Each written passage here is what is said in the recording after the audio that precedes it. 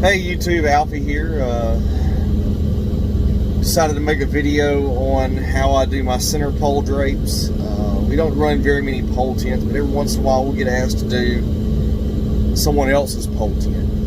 We don't have large tents. We started out as a lighting company. We still have a lot of people that follow us as a lighting and draping company, so a lot of times we'll come into other people's tents and do a whole lot of decorating for people.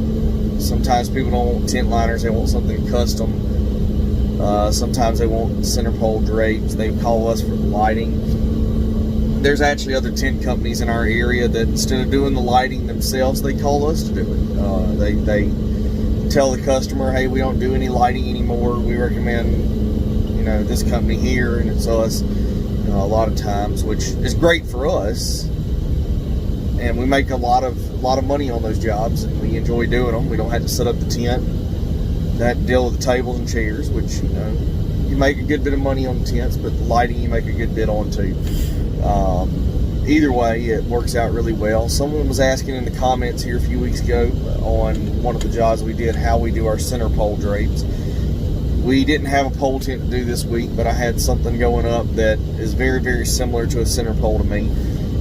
And I think you'll be able to understand how it works off this video.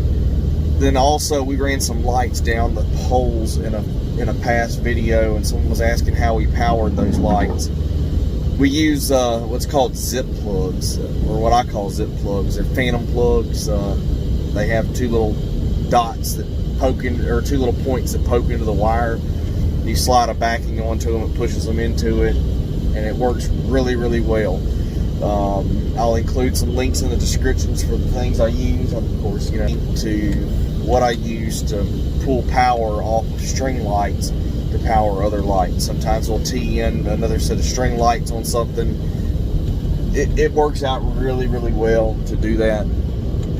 You don't have to run extension cords. You don't have to pull bulbs out of lights to do that. It makes it go a whole lot quicker. Every once in a while you have string lights break, so you can actually add these back in and actually clip them back together and just put plugs on the end to replace. Either way, hope y'all like this video, subscribe. Hope y'all enjoy. Thanks for watching. So we feed this is 14-foot RP.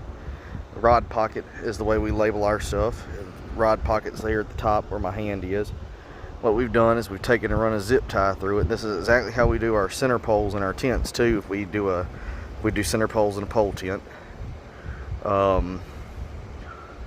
take and run up here to the top, and I'll show you what I do at the top. It's a 14-foot piece of fabric is what it is, and this isn't a center pole. Obviously, this is a concrete base for lights, and I use a 1/2-inch piece of not conduit pipe, but a 1/2-inch piece of galvanized pipe. I go all the way up here to the top. So once I get up here, I take and wrap the zip tie around. Take and pull that zip tie nice and tight around the pole. Just like that. All right.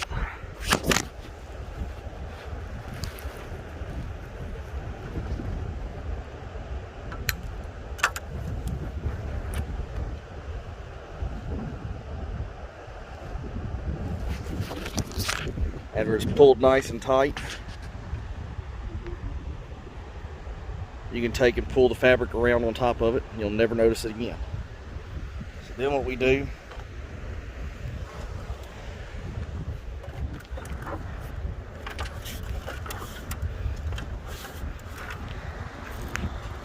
to keep this from happening, we put another zip tie at the bottom. There's enough fabric left over on this to cover up the concrete down here.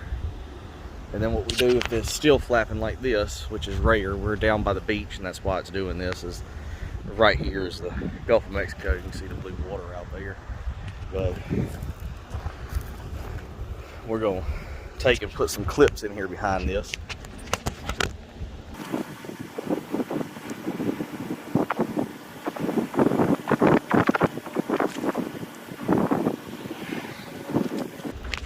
These simple little clips right here, they make a world of difference.